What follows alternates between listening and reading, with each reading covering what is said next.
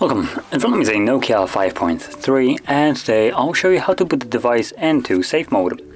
So to get started, all you need to do is hold power key, and when you see the boot options, hold power off option.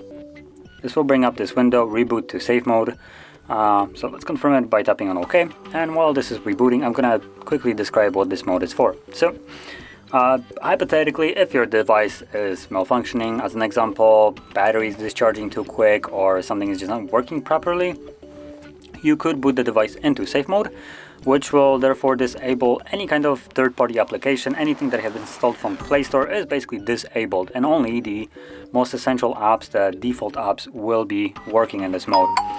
And that will allow you to basically keep on using the device and test if the problem that you had persists in safe mode. If it does, then you have a bit of an answer that whatever your problem is, it's most certainly not based with Android and anything that you have installed or downloaded, but just with the hardware itself. But if the problem stops, then that means that you just have some kind of virus, I suppose, or some kind of malicious application or something that is messing up with your phone. Now, as you can see, once the device boots back up, you should see the safe mode watermark at the bottom, just so you are most certain that you are in the desired mode.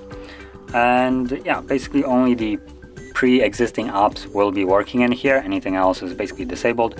Unfortunately, I don't have any kind of installed apps on here, so I don't have a way to show you, but if they would be installed, I believe they are, well, normally just grayed out, and when you try to open them, they just give you a pop-up that they can't be. So that is how you boot into safe mode, and once you're done with it and you want to leave it, again hold power key, and this time around simply tap on restart. And once the device is back on, it will be then back in the normal mode.